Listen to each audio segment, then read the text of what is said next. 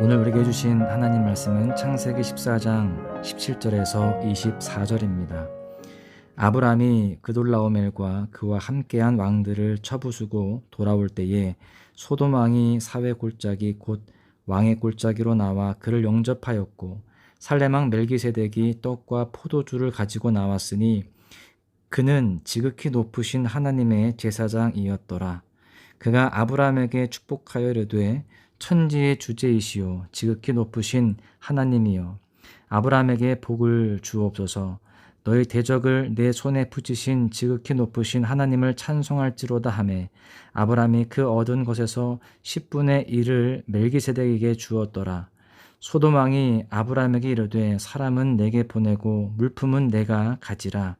아브라함이 소돔 왕에게 이르되 천지의 주제이시오 지극히 높으신 하나님 여호와께 내가 손을 들어 맹세하노니 내 말이 내가 아브라함으로 치부하게 하였다 할까 하여 내게 속한 것은 실 한 오락이나 들매끈 한 가닥도 내가 가지지 아니하리라. 오직 젊은이들이 먹은 것과 나와 동행한 아넬과 에스골과 마므레의 분깃을 제할지니 그들이 그 분깃을 가질 것이니라. 아멘. 오늘도 소망의 묵상으로 하나님께 가까이 나아가시는 소망의 가족들 모두를 주님의 이름으로 축복합니다. 본문의 아브람은 그돌라오멜을 중심으로 한 북부 동맹군을 쳐부수었습니다. 한 개인이 할 수 없는 불가능한 일을 이룬 것이죠. 아브람은 그 일로 평범한 노인에서 가나안의 새로운 패권자로 부상하게 되었습니다. 이에 소돔 왕이 직접 나와서 아브람을 영접합니다. 아마도 소돔 왕은 이전까지는 아브람을 별것 아닌 사람으로 여겼다가 이번 전쟁을 통해서 아브람을 달리 보기 시작한 것 같습니다. 소돔 왕은 아브람을 극진하게 대접합니다. 여러분, 부하게도 하시고 낮추기도 하시는 분이 바로 하나님이십니다.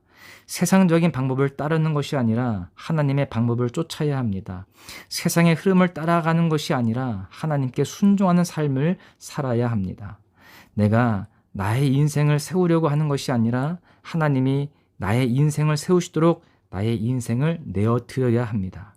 그때 우리는 본문의 아브람처럼 이 땅에서 존귀한 자가 되며 동시에 하나님께 영광을 돌리는 삶을 살 수 있게 되는 것입니다. 오늘 본문을 통해서 우리는 우리의 인생을 주관하시는 하나님이 어떤 분인지를 알 수 있습니다. 첫 번째는 하나님은 모든 것을 이루시는 분이시다라는 겁니다.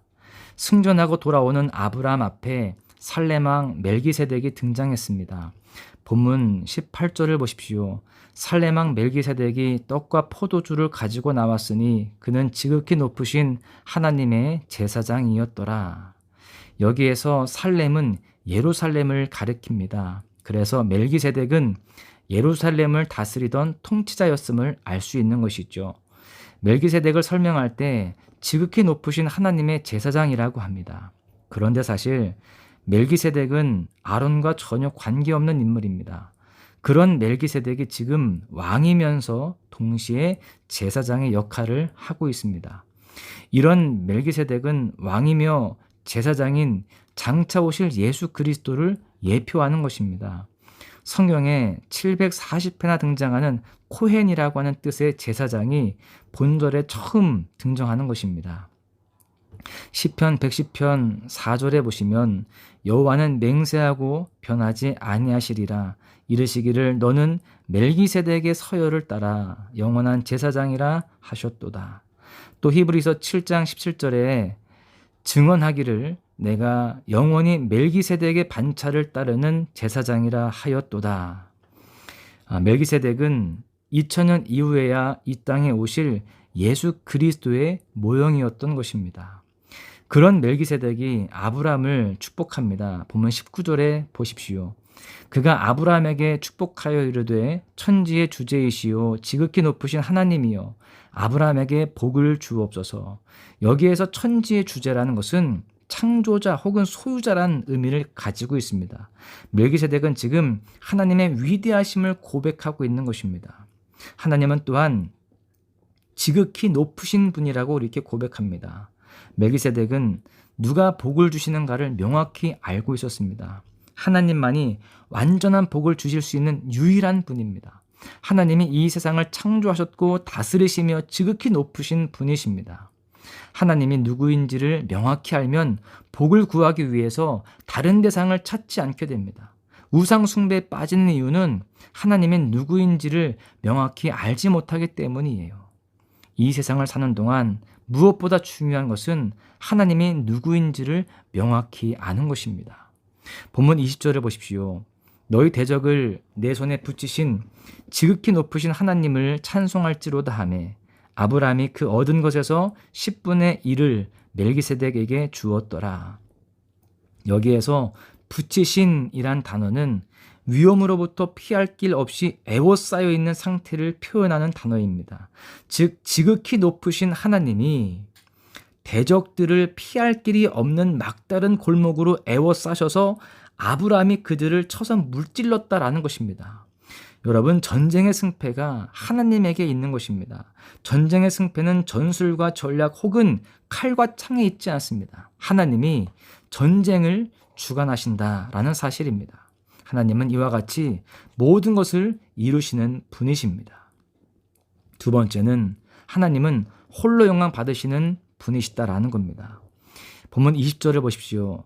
너희 대적을 내 손에 붙이신 지극히 높으신 하나님을 찬송할지로다 하매 아브라함이 그 얻은 것에서 10분의 1을 멜기세덱에게 주었더라. 아브라함은 멜기세덱의 이야기를 듣고 11조를 드립니다. 성경에 처음 등장하는 11조에 대한 기록입니다. 아브라함의 이러한 행위는 멜기세덱을 하나님을 섬기는 제사장으로 인정한 것임과 동시에 이 전쟁은 하나님에 의해 얻은 것이라는 믿음을 고백한 것입니다. 아브라함은 하나님이 어떤 분인지를 명확히 알고 있었습니다. 하나님만이 온 땅에서 유일하게 홀로 영광 받으실 분이십니다. 아브라함은 그런 믿음의 고백으로 11조를 드렸습니다. 11조는 하나님에 대한 믿음의 표현입니다. 나의 모든 것이 하나님으로부터 온 것이며 하나님만이 홀로 영광 받으실 분이라는 믿음의 고백이 바로 11조인 것입니다. 이에 소돔왕은 아브라함에게 사람은 내게 보내고 물품은 내가 가지고 가라 이렇게 합니다. 이에 아브라함은 이렇게 대답하죠. 23절에 보십시오. 내 말이 내가 아브라함으로 치부하게 하였다 할까 하여 내게 속한 것은 실 한 오락이나 들매끈 한 가닥도 내가 가지지 아니하니라. 아브라함은 이방의 왕으로 인해서 자기가 부유하게 되었다는 말을 듣기를 거절한 것입니다. 즉, 이 복을 주신 분이 오직 하나님이란 고백을 표현한 것이죠. 하나님만이 나에게 복을 주시는 분임을 깊이 신뢰하고 있는 것입니다. 여러분, 조카 롯은 세상적인 쾌락과 부를 쫓아갔습니다. 그에 반해서 아브라함은 세상의 것에 대해서 실 한 오락이라도 마음에 두지 않은 겁니다. 그의 초점은 항상 하나님을 향하고 있었습니다. 아브라함은 자신의 인생을 통해서 오직 하나님만을 높이기를 원했습니다. 하나님의 영광에 실 한 오락이라도 자신이 취하길 원치 않았어요. 이런 믿음을 가졌던 아브라함의 인생은 하나님으로부터 복을 받을 수밖에 없는 인생이었던 것입니다. 그렇습니다. 우리 인생의 승패는 하나님께 있습니다. 하나님은 천지 중에 홀로 가장 높으신 분이며 영광 받으실 분입니다. 하나님이 어떤 분인지 명확히 알아야 이 땅에서 우리가 어떻게 살지가 명확해집니다. 하나님만을 높이는 인생 되시기를 축복합니다. 그것이 가장 행복한 삶입니다.